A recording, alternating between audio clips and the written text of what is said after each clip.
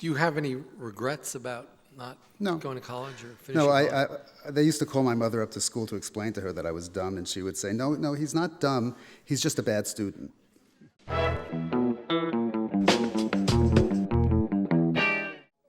Good evening and welcome, everyone. Those of you who have been with us before in this series are familiar with our format. After I introduce our guest, he will come out and we will sit in those comfortable chairs over there and have a conversation for about 45 or 50 minutes, and then we will take questions from you, so please fill out the cards as Susan suggested. Our guest tonight is one of those Hollywood legends. You know, the Brooklyn-born kid who moves west, starts in the mailroom at the William Morris Agency, works his way up, and strikes it rich. He lives in a Beverly Hills mansion and becomes one of America's most generous philanthropists. Yup, it's all cliche, cliche, cliche. But it's all true, and his life would make a pretty good movie. Here's just a little of what would go into the screenplay. David Geffen was born in 1943 and raised in Borough Park, Brooklyn, the younger of two boys.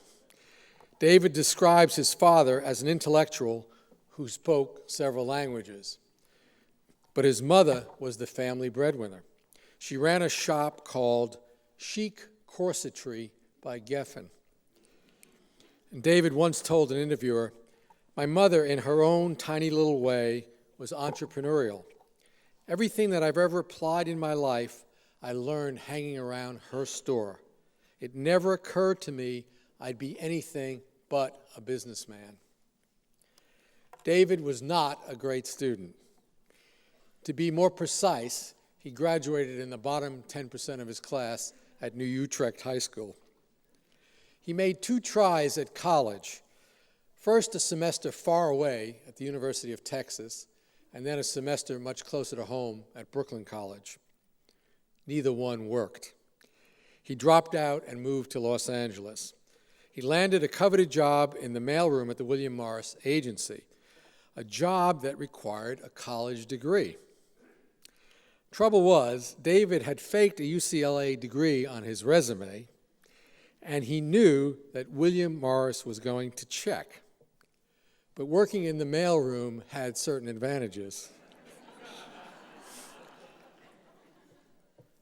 So he anxiously sifted through the incoming mail until the damning letter arrived from UCLA. He steamed it open, and, well, let's just say the rest is history.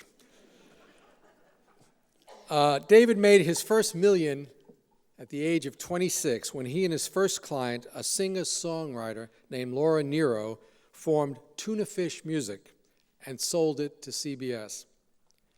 In 1970, he launched Asylum Records. His artists included Joni Mitchell, Linda Ronstadt, Jackson Browne, and the Eagles. Asylum became Geffen's second major deal. He sold that one to Warner Communications in 1972 for $7 million and stayed on to run it. Then disaster struck, or near disaster. In the late 1970s, David was told that he had cancer. So he took a leave from the music business that lasted 4 years. Fortunately for him, the diagnosis turned out to be wrong, and David jumped back in 1980 by launching Geffen Records, his own label, which was financed by Warner. He quickly signed on John Lennon and Yoko Ono.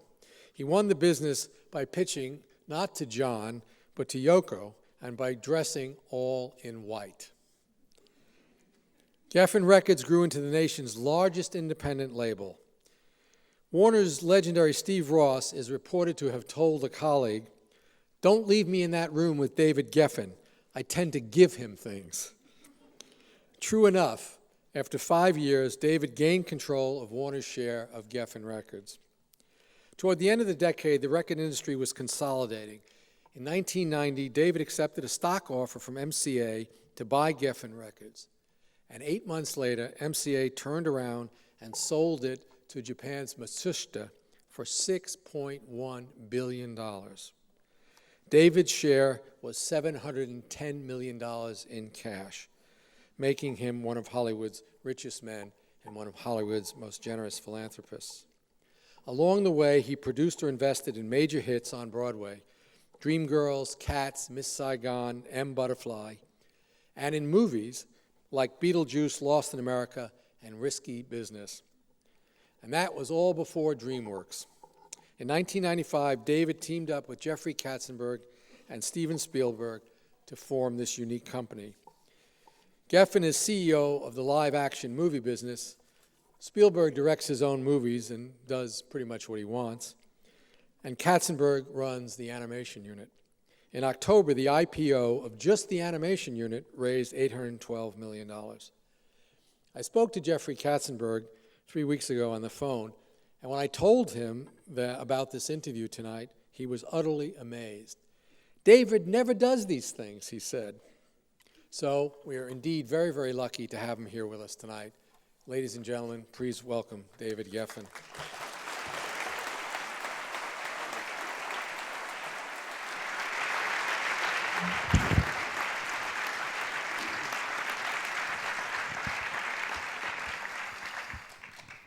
Thank you for being with us. This is great. Thank you. We have to start with your mother and the corsetry shop. We want to start in corsets, huh? Well, what did you learn from her, and why did it make you want to go into business?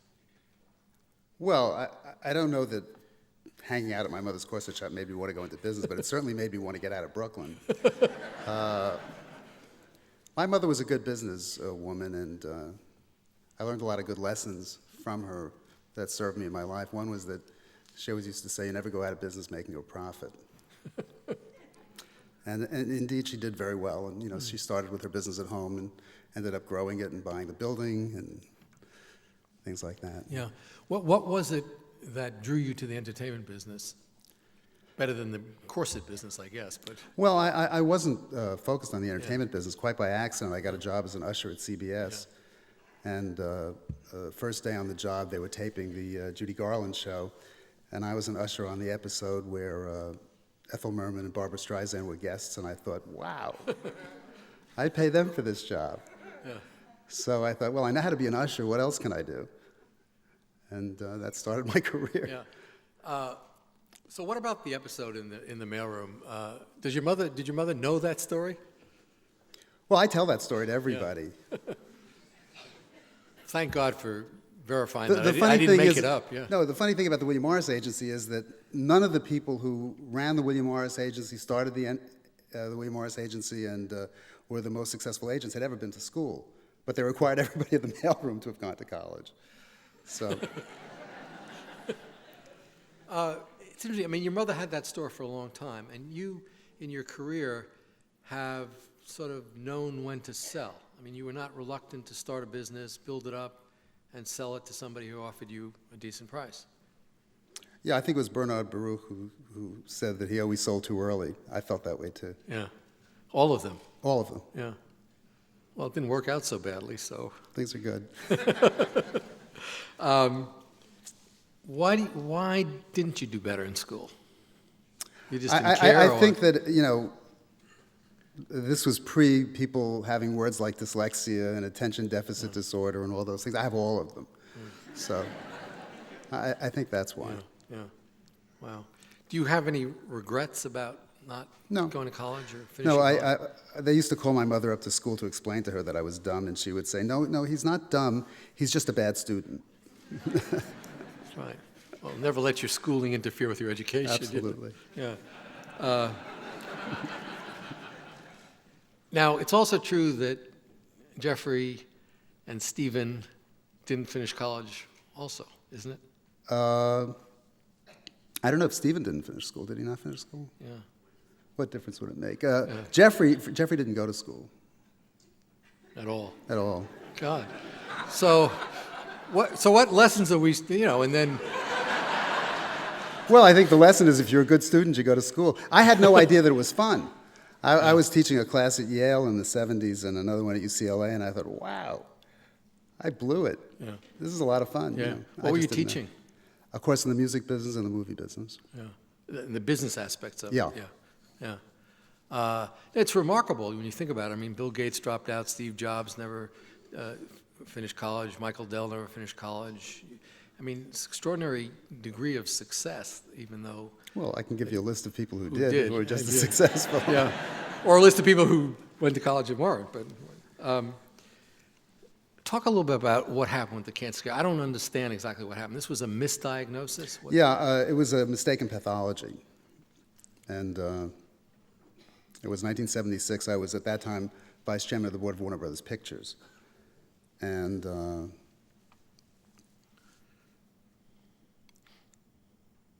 you know, it's a shock when someone informs you, you go in for nothing and they tell you have cancer. It was like,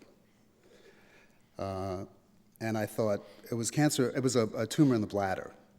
And so I thought, in no time at all, I'm going to have a bag of urine at my side. So I thought, I'm moving to New York, I'm going to have a good time. And that's what I did. So you moved to New York still thinking you had cancer? Yeah. And then what happened? And I'd go in every 6 months for a checkup, and the last time I went in, the doctor said they found an atypia on the slide, and they wanted me to come in every 3 months. So I was, you can imagine, freaked out by that, and I called up this friend of mine, and he said to me, I don't like the way your doctor talks to you. And I said, what do you, I just want to know the truth. He said, well, I think you should see my doctor. So I went to see his doctor, a doctor named Elsie Georgie, and she said to me, are you dumb? I said, what do you mean? She said, why would a guy with your resources and connections see a doctor on Roxbury Drive about a thing like this? Why wouldn't you find the greatest doctor in the world and get his opinion? Did you ever get a second opinion? I said no. So the next day I flew to New York and got an appointment with Dr. Willett Whitmore, who was the head of urology at Memorial Sloan Kettering Hospital, and went through another cystoscope, another biopsy. And he said, after he looked at the biopsy, he said, well, there's nothing here, so come back in 6 months. I thought, well, I'm right back where I started. The next morning, the phone rings, and I pick it up, and someone says, Dr. Whitmore calling. I thought, oh, God. I got sick. And he gets on the phone, and he says to me, I've looked at all of the slides from your original operation. I can't find cancer on any of them. I said, well, you must be looking at the wrong slides. He said, no, I have all of them. He said, I can't find cancer. I said, well, how do I know you're right? He said, I'll get a third opinion, which he did, and he sent it to Bethesda, Maryland, where they have the definitive department, and it was just a mistake. It wasn't there to begin with? It wasn't there to begin with. Wow. And how long did that last before you found out that you didn't have cancer? 3.5 years. That's extraordinary. Fortunately, it coincided with Studio 54, and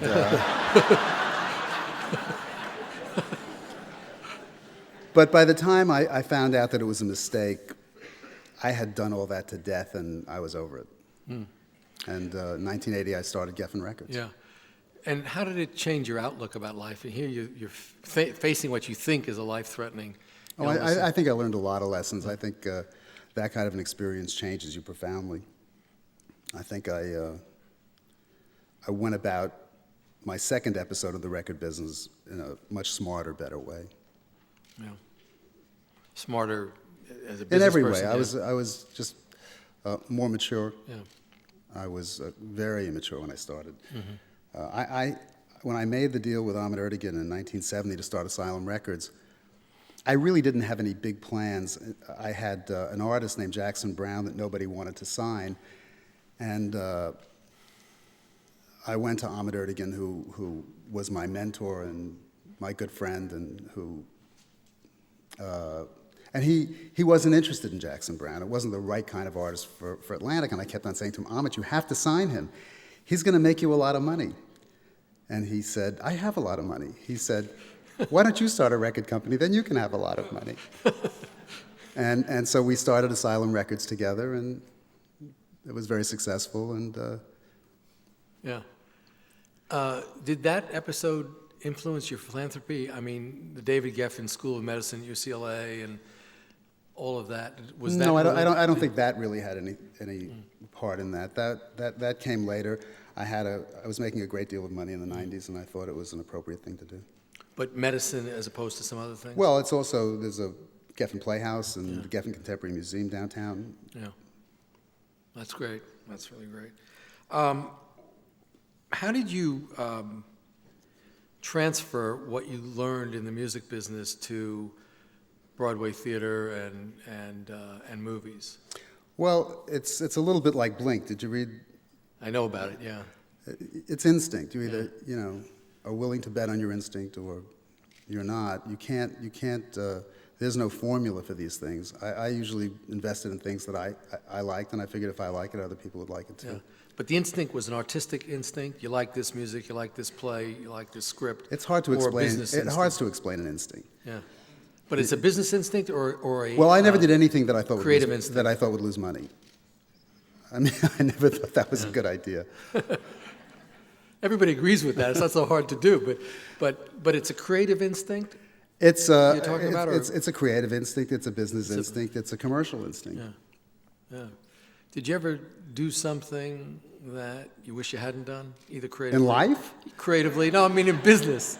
not in business. No, I've made lots of mistakes, but in business I haven't made any. That's an extraordinary thing to be able to say. Congratulations. I mean, Thank you. There's no project that you wish you hadn't done, or that I wish I hadn't done. either creatively or from a business point of view. It's okay. I have no regrets about Yeah, anything that yeah. I've done. And were there some that got away that you wish you had Sure. done? Yeah. Well, tell us. Yeah, but life isn't about what got away. It's about what you said yes to. Sometimes. Let's talk about the music business. There's been tremendous transformations because of technological change and because of the piracy issue.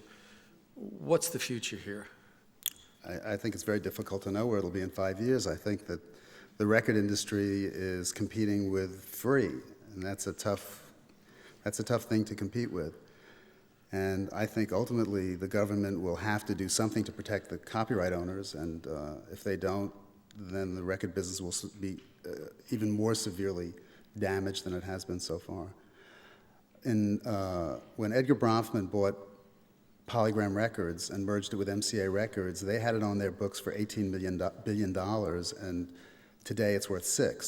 And it's still the biggest and most successful record company in the world. It has 33% of the market. So, I mean, you can see the incredible value. effect of digital downloading. Yeah.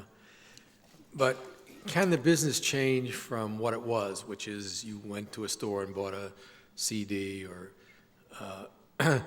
to something where it is commercially viable to have downloads where you pay per song, Well, or a subscription basis, or some model? Well, we've taught a generation of kids to get music for free, and I think it's very hard to take them from free to paying for it. But, digital downloading represents less than 3% of all the music that's on people's iPods. So people who are older tend to pay for music because they're accustomed to paying for music. Kids don't pay for it. And also, records are very different. I mean, when I was in the record business, there were many albums where you wanted to listen to every single song. Today, there are very few. So if a kid finds one song on an album that he likes, he can digitally download that song and doesn't have to buy the rest of it. Mm-hmm. So the business model has changed. Yeah. What could be, if the government stepped in, what would they do? I mean, how do you stop the piracy from happening? They'd have to stop peer-to-peer. Transfers. Which Yeah. they have, so far, the Supreme Court has ruled not. Would it be technologically possible to even do it if there were? Asking me, I flunked out of. So, but the iPod, that whole phenomenon seems to have rejuvenated. No, it hasn't. It's just made it easier to carry it around. I mean, music is more a part of people's lives than ever before. They're just not paying for it, and that's the problem. Okay, so if nobody pays for the music, there's not much incentive for people to create the music in the first place. No, I don't think that's true. I think people create because that's what they're driven to do. That's what they're inspired to do. Record companies used to make so much money that they could afford to record a great many more people than they can afford to record now. And so less and less records get made. But I think that great artists tend to get their records made and get their music heard. Do they get paid? Well, the sale of records isn't the only way in which they get paid. I mean, it was never the greatest source of income for the artists. I mean, personal appearances, merchandising, publishing have always been very lucrative for So the it artists, and they sounds, remain. yeah, so it sounds like you're saying that artists are artists and they will create because they're driven to create, and in some way they will get compensated, but not in the old way. Not in the old way. Yeah, but they will get compensated. Absolutely. Yeah. So what, The difference is the record companies used to subsidize the beginning of an artist's career. Today, they can't afford to subsidize as many careers as they used to. I mean, think about, I'm on the subscription list of a lot of record companies, so I get hundreds of records a month. And, after you pull out the few that you want, you can't give the rest away. Nobody wants them. You put them on a desk and you say, take as many as you want, and they're still there a month later. But these records get made, and people listen to them on big speakers, and they think it's going to be great, and nobody listens to them, and they don't sell. So a lot of that will not happen in the future because record companies won't be able to afford it. Right. So there'll be less There'll waste. be less records made. Yeah, fewer records and fewer bad records, presumably. I mean, Well, maybe not. Yeah. Who knows? What's the filtering mechanism? Yeah. If you were David Geffen going out west now and wanted to start a record label, wouldn't be possible. it would be possible. I don't think it would be as lucrative. Yeah. But if I was starting out today, I'd want to be a programmer. I'd want to be, in that end of life. What do you mean a programmer? I'd like to be the guys who invented Google. Oh, That sounds like a good job. yeah. Yeah, but it's not the record business or not the music business. I didn't get into it because I was in love with the music. I got into it because I got a job as an usher at CBS. Yeah. But so you're saying that if somebody wanted to start a label. I got into the music business at the William Morris Agency because a guy named Jerry Brandt, who was an agent in the rock and roll department, it was called in those days, said to me, what do you want to do? And I said, I want to be in the movie business. And he said, I was at that time 21 years old, and he said to me, you think Norman Jewison is going to sign with you? He said, but Mick Jagger, he's your age. It's more likely that you are going to communicate with Mick Jagger than it is with Norman Jewison. And I thought, well, that was smart. And also the next day, as I was leaving the office, Nat Lefkowitz, who ran the William Morris Agency, hailed a cab to go home. And Jerry Brandt came down, and there was a limousine waiting for him. And I thought,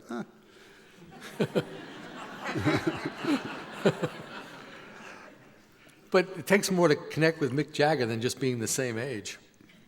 well, it takes something to connect with anybody, Yeah. but no important director is going to sign with a youngster. Right. But people in the music business are looking for anybody to approve of them, when they're starting out. I used to go down to Greenwich Village in those days, and Simon and Garfunkel were playing at some crummy little Coffee house. Yeah. and John Sebastian and Bill Cosby, and I remember seeing Bill Cosby at the Night Owl. They're passing a hat around. He was doing stand-up? He was doing stand-up. Yeah. Amazing. He was very funny. I'll bet. Do you think the same thing will happen in the film business that's happened in the music business? Well, the film business has been much smarter about pricing.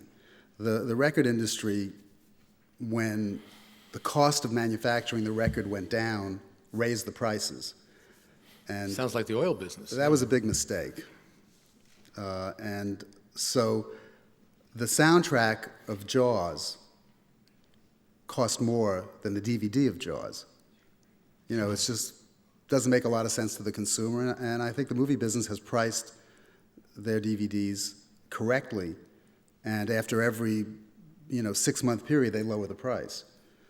So you can buy Singing in the Rain, which is a great movie, for very little more than the cost of manufacturing the DVD. But if you want to buy the Al Jolson Greatest Hits album, it costs the same thing as Rod Stewart's Greatest Hits, or it's not priced appropriately. Yeah. And that's been a big problem for the record industry, I think. So it decreases the incentive to steal if the price is... It increases the oh, you mean in the movie business? In the movie business, yeah. It's cheap enough to buy it. So and also people like to collect movies. You go into people's homes and they have lots of books in their library, but usually they don't read them a second time. People like to see books in shelves. It's warm, it's a lot of things. People like to collect movies. You know, you go to people's houses and they'll show you their movie collection. You know, have 1,000 movies. They're never going to see Jaws a second time either. But don't people like to collect music as well? Come on up, I'll Well, show you my CDs. people like to have music with them. You know, That's interesting. And so, you know, the iPod, all of these MP3 players Yeah. give you the opportunity to have 10,000 songs in your pocket. Yeah. It doesn't take that much bandwidth, you know, or a hard drive to record all that. Music underscores people's lives, and it's with them. It's with them in the office. It's with them on their bicycle. It's with them when they jog. It's with them when they have sex. I mean, you know, it's on. Yeah. And you can get it for nothing. Yeah. But at some point, you know, you said before it's hard to compete with free. That will even be true for movies, even if they're more reasonably priced than the music was. I think it's going to be a challenge, but I don't think it'll be the same challenge because there isn't the price incentive. Right. Also, it's technically more difficult to. But it won't be 5 years from now. Right. Yeah. Have you seen any good movies lately? DVD Yeah, or I've seen a lot. What do you like? I like The Sea Inside. I thought that was great. Yeah. I liked Hotel Rwanda. There were a lot of movies that I liked. Yeah. You feel that way about music too? That there's a Yes, lot of good music. Yeah. I think they're just awesome Yeah. record makers today. I think Usher's fantastic, and Kanye West and Alicia Keys. They're just incredible artists today. Yeah. So it's not a case of it was better in the old days. Well, it was different in the A old little days. different. Yeah. Let's talk a little bit about. Joni Mitchell can't dance. Now you tell us. Okay. Tell us about DreamWorks. It's now Okay. about 10 years old, and Jeffrey Katzenberg was saying the other day that there was a time when it looked like it might not make it. A couple times we were on the verge of bankruptcy. It was very difficult. But, Well, what was the first time when that happened? well, Jeffrey was committed to making cell animation films, which did not succeed at the box office. And when he made Sinbad, we lost $125 million, and that was very painful. But we don't make those movies anymore. We only make CGI movies, and those movies are incredibly profitable. No, explain what that means. CGI or computer-drawn animation. Shrek 2 and Shark Tale, our last two movies, made $1 billion in profit. Okay, so first lesson. I'm just trying to figure out how to make $1 billion. First lesson is the change in the technology from doing animation. You can't old sell way. the audience something it doesn't want. Yeah. That's for sure true. Right. And they seem to know what they want very quickly and what they don't want. Mm-hmm. They somehow or another can smell a stinker.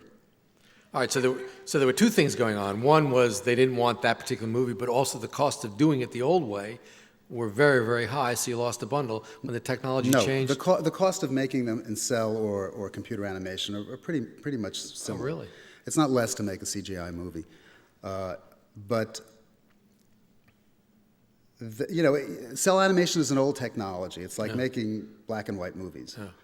The audience is very sophisticated, and they're not interested in that method of movie making. And also, we learned how to tell stories better. Yeah. Shrek and Shrek 2 and our new movie Madagascar, which is coming out in May, which is a fantastic movie, are better storytelling. And as time goes by, we're better and better at telling these Okay, stories. so that was the lesson, not so much the shift in the technology. It was both. Yeah.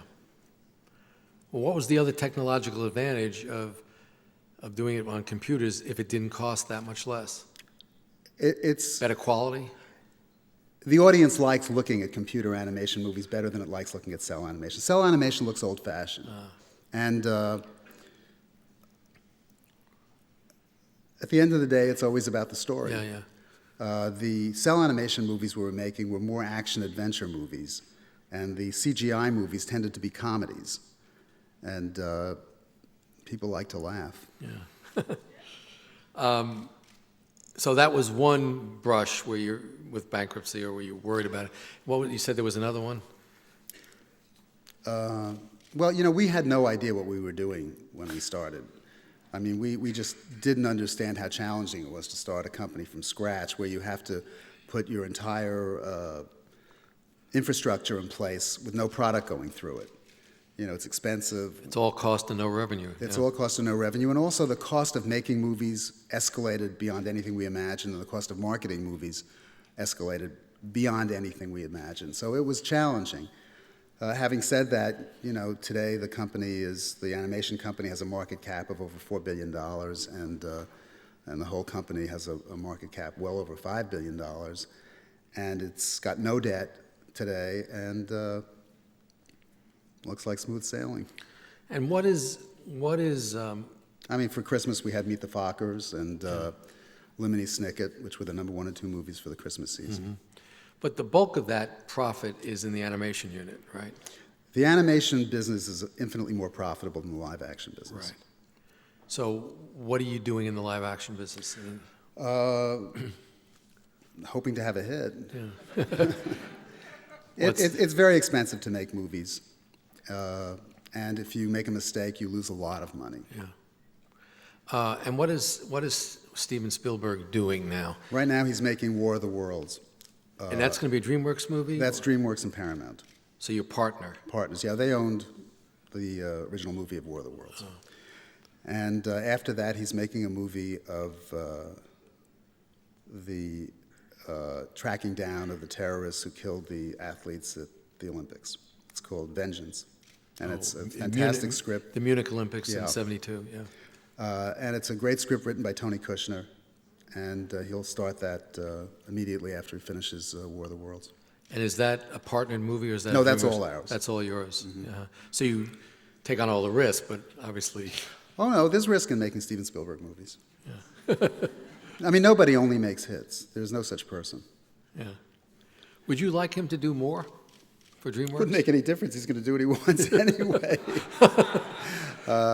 Sure, I'd like him to work all the time. Yeah.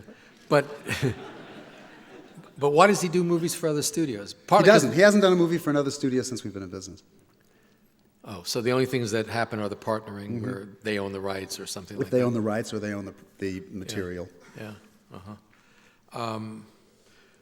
Who do you most respect in Hollywood now in the movie-making side? I have a lot of respect for anybody who makes movies. They cost a fortune. There's a good chance you're going to lose money. And it's a very sobering thing to do. Well, as long as there's somebody to put up the money, it gets done, though, huh? Yeah, well, in our case, it's our own money. Yeah. Yeah. It's easier if you have a job. Yeah. You can just get fired. I'm not going to ask you about Michael Eisner, Okay. but I am going to ask you about Disney. Okay. If you were running Disney, what would you do? Well, I think that any company that's been run by the same person for 20 years surely needs a change, because the person who's been running it for 20 years can't institute the kinds of changes that are necessary after a whole generation. Things have changed. It's a different world. Boy, am I glad I didn't ask you about Michael Eisner.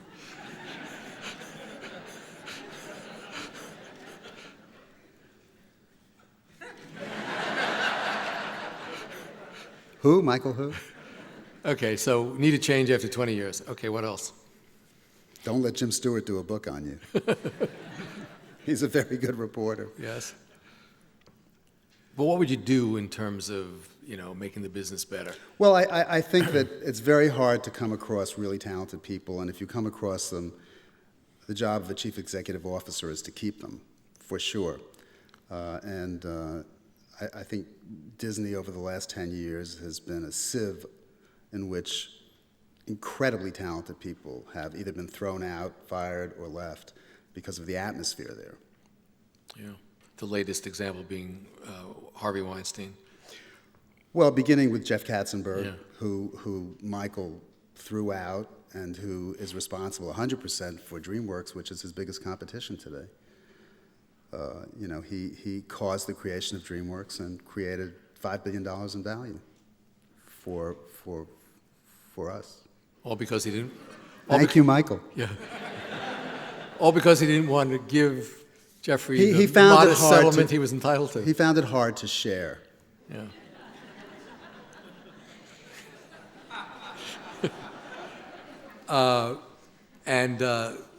Was it a mistake for them to buy ABC? It's not a mistake if you run it well. Yeah. But is it, well, on the TV programming side, if you start doing it right and run it well, you can make money. But owning a network, does that make sense to Sure you? it does. Yeah. I think it makes sense to own any business you can run well. I mean, they created at Disney the most important franchise in the world of television in the last decade, CSI, but they threw it out. They had the rights to Lord of the Rings, but thought it wasn't a commercial enterprise.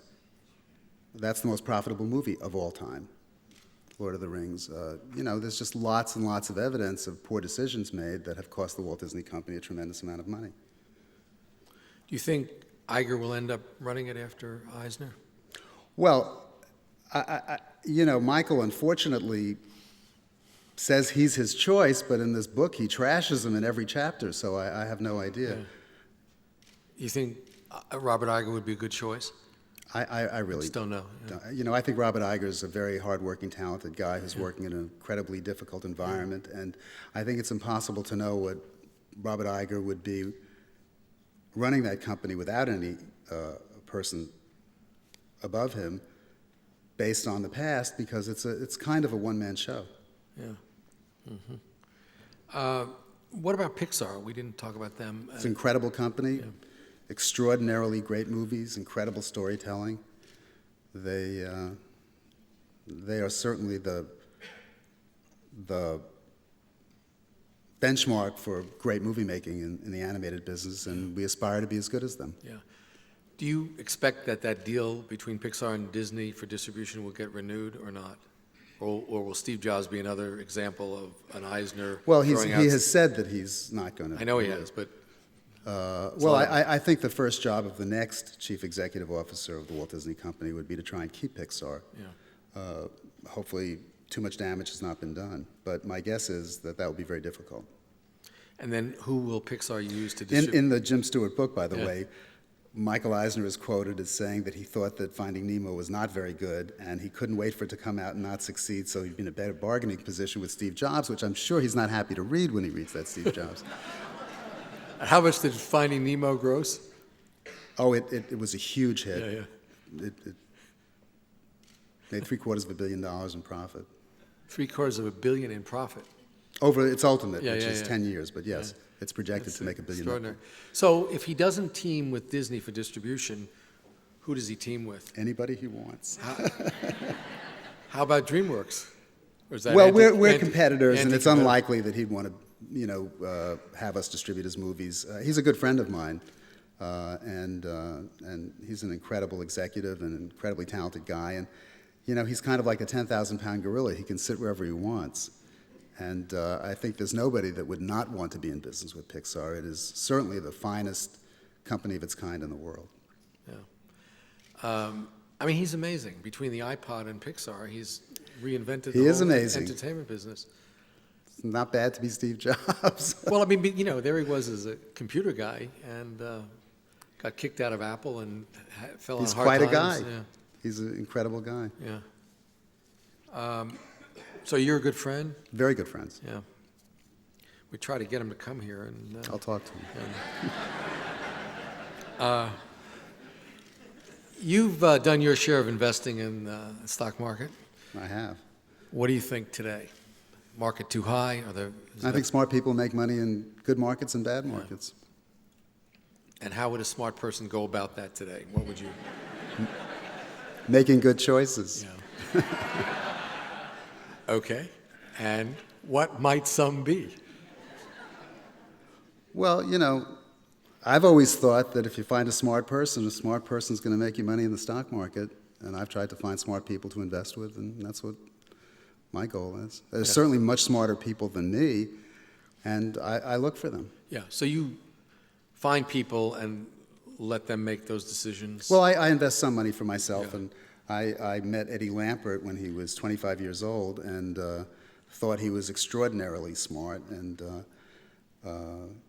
in 1991 I gave him $200 million to invest, and he's compounded annually since then at 30% a year. So you can figure that out for yourself. Yeah. We had him on the cover of Businessweek. He deserved to be on the cover of with the Businessweek. headline, the Is he the next Warren Buffett? Next Warren Buffett, and then. Well, he's a that- lot wealthier. He's 42 than Warren Buffett Was at at that 42, age, yeah. yes. When I met him, he had $1.5 million, and today he's got $4 billion. Yeah, no, he's extraordinary. Yeah. I'm trying to get you to answer the question. Which question? The question of, do you pick stocks? Yes. Okay, what kind of stocks have done well in the past for you, that you picked, That I picked. that Eddie Lampert didn't pick, that you picked? That Eddie Lampert didn't pick.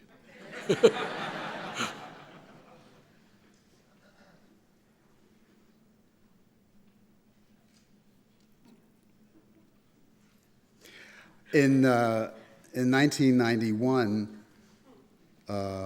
when the S&L crisis happened and the junk bond market collapsed, I invested in Warner C's and D's, which you were buying at that time for less than 50 cents on the dollar, with a huge yield to maturity. Kroger's bonds, RJR bonds, which were selling for 26 cents on the dollar. And all of them were redeemed in 18 months, so, if you picked the right bonds in 1991, 92, you could have made a fortune. Well, that sounds a lot like value investing. I don't know. Buy low, sell high. That's always a it, good okay, thing. Okay. It's better than buy high, sell low. Yes. Let's talk about politics. And Okay. you've been a big Democratic supporter over the years. How do they regain power now? What do they have to do? They have a lousy bench. Yeah. Now, thank you. I think we sort of know why. The question is, what can we Well, they do about it? if I were advising John Kerry, I would have said, why take the person who managed Al Gore's campaign? Doesn't sound like a good idea to me, but I think a great many mistakes were made by people who should know better. Yeah. Apart from picking the wrong people, do you think Kerry made big mistakes or Gigantic mistakes, incredible mistakes, mistakes that even people who were on his side were scratching their heads thinking, but like what? his position on the war. Yeah. I mean, if you're going to have the same position as George Bush, it's hard to want to vote for John Kerry. Yeah. Was there anybody last time around who you think could have beaten George Bush? Oh, I have no idea. I thought George Bush was a terrific campaigner who was surrounded by really smart people who understood the game that they were playing a lot better than the people that I was rooting for. Okay, so in other words, the Republicans outplayed the in every Democrats regard. rather than there was something out there in the country, moral values. Well, we know the country is split pretty much 50-50, so. But a good campaign could have beaten him.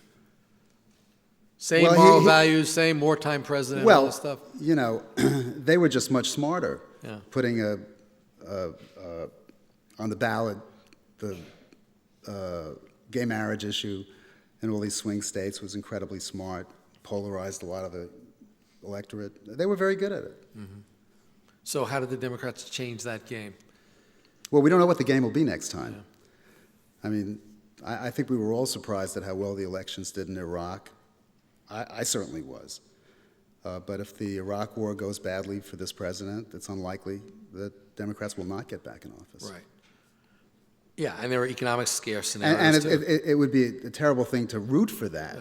I mean, God knows, I hope that things turn out well in Iraq. Right. But if they don't, that certainly won't elect another Republican. Yeah, and if there's an economic catastrophe, the dollar tanks or something like that. Well, the dollar is tanking. Well, not against the Chinese currency is the problem. Well, it's tagged to the dollar, the Chinese currency. That's right. That's my point, Let's take some of these questions. Oh, let me ask you one more about politics, which is the Hillary Clinton. I'm in show business. Well, it's the same thing, The Hillary Clinton question. No, in show business, they're cuter. Hillary Clinton. Yes. In 2008. I hope not. And why? You Because don't like I her? think Or she she will can't lose. win. She can't win. She can't win, and she's an incredibly polarizing figure. And I think ambition is just not a good enough reason. Yeah.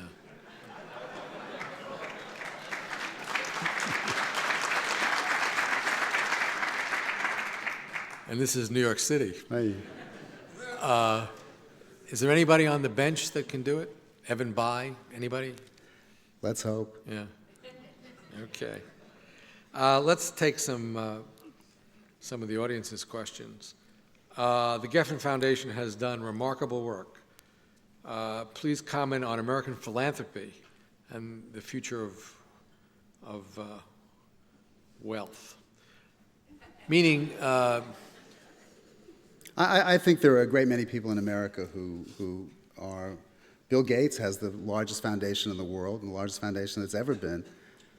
He gave 25% of his interest in Microsoft at its absolute peak to his foundation, and that amount of money today is worth more than his total interest in Microsoft today. So, good timing. Yeah. And he's done remarkable things. Yeah. Lots of people, I think, are who make a great deal of money feel it's a prudent and good thing to give back, and many people do. have you ever had a discussion with Warren Buffett about philanthropy? You don't want me to criticize Warren Buffett on this stage, Oh, why do you? not? Well, you know what he says. Yeah. It's all going to go to population control when he's dead. He says, his argument is that Yes, I know, compounding. Yes, I'm better off. My comparative advantage in life is I know how to make money. I'll spend the rest of my life making money, and I'll have more to give away, and I'm going to give it all away. Well, that's a good way to present yourself if you're not giving anything away. Yeah. But But he says, I'm going to give it all away. well, he's going to die. Yeah, but he doesn't have to give it away even when he dies. Well, he's said from the beginning he's given his kids all That's right. that he's going to give them, and he's So- going to leave it to his foundation, which is going to be for population control. Okay, well, let's hope he lives a long life. But I think it's a better thing to see your money do good while you're alive. Yeah, well, he just doesn't feel that way. I No, he and, loves money. and- He loves money. But he and Bill Gates are very, very good friends, and Yeah, you know, well. I would have liked to be a fly on the wall in that conversation. I mean, they have opposite views about philanthropy. You can have opposite views of your friends. I guess so.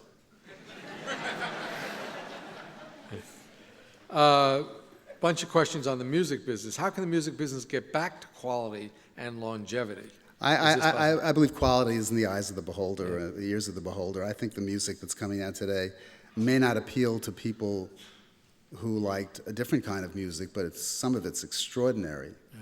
I thought the Grammy Award show really had incredibly talented people on it.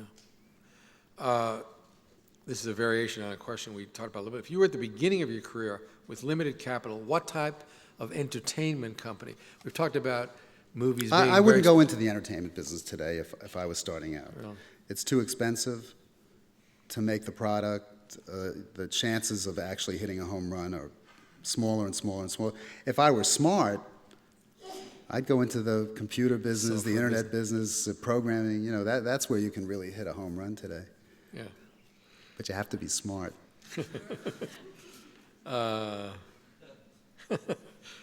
Have you, unlike President Bush, ever made any mistakes? So many. Don't make me tell them all here.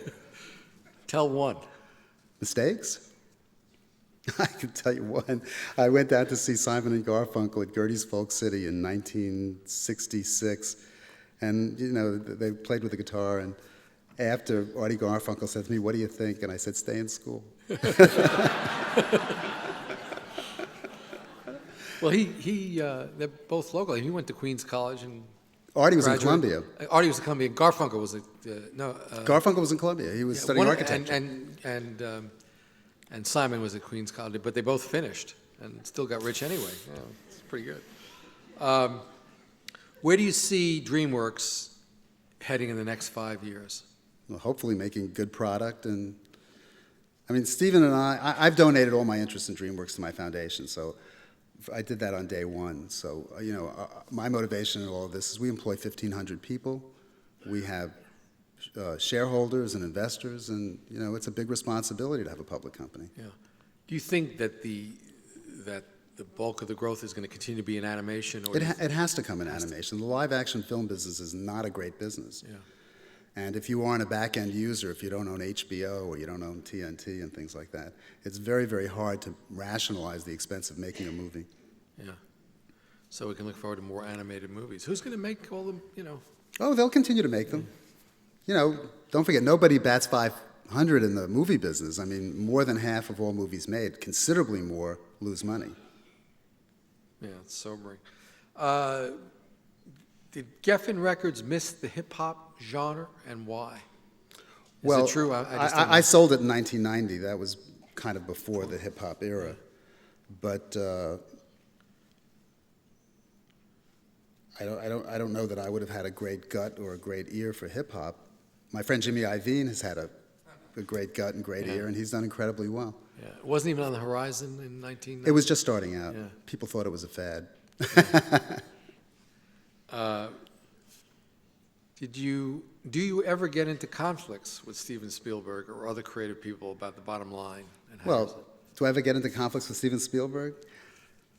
The day we announced that we were going into business together, he pulled me aside after the press conference and he said to me, "I just want you to know one thing. I've never not gotten what I wanted." And you said? What can you say? I never heard another person say that in my entire life. And this was after you had all agreed to be in business. Yeah.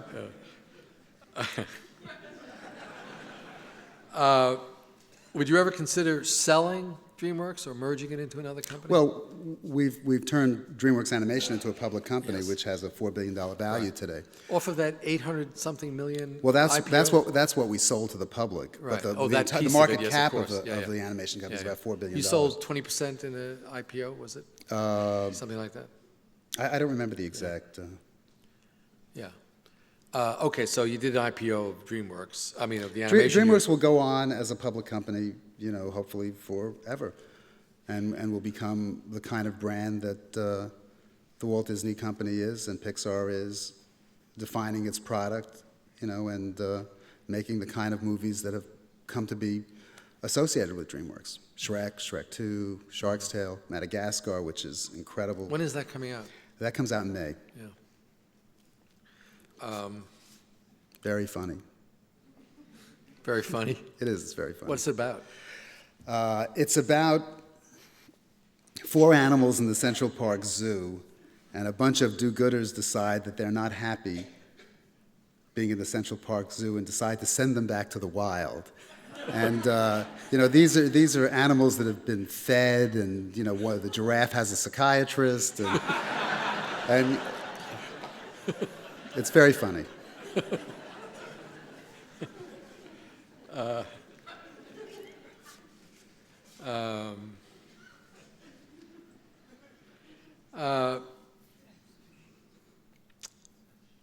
Speak about HIV/AIDS and the responsibility of celebrities in dealing with this. Well, I think everybody has a responsibility relative to HIV/AIDS. It's the biggest pandemic in the history of the world today. Yeah. So, I think it's everybody's responsibility, most particularly people who are most at risk. Yeah. Because of this latest strain. Which is very scary. Yeah. You're hearing a lot more now about responsible behavior. Well, we've heard about responsible behavior for a long time, but somehow or another people are irresponsible. Yeah. Do you think that irresponsible behavior increased because people thought, well, there are now all these drug cocktails and the risk isn't as great as it was, so I can afford to take more chances? I'm sure there are a myriad of reasons, but I have, when I was honored by APLA in Los Angeles in the early 90s, I told the story, which is a true story, which is that when people started to die, and this is in 91, I think it was, I couldn't tear up their Rolodex cards, so I saved them with a rubber band. And by the time I had gotten that award in 1991, I had 420 Rolodex cards in my rubber band. So it was just hard to explain to somebody who hadn't gone through it what the 80s were like. People I knew were dropping like flies. It was very, very... Yeah. And that's what's so scary about this latest strain. That, Well, it's always been scary. It's still scary. Yeah. People who are on those cocktails, it's a very challenging regimen. Yeah. Is the UCLA Medical School involved in a lot of HIV work? I think all They all yeah, are, it's a huge problem. Well, I don't want to end on such a sad note. Can we go back to Hillary Clinton? Is that a happy note? Okay, David, thank you very, very much for coming here and being with us.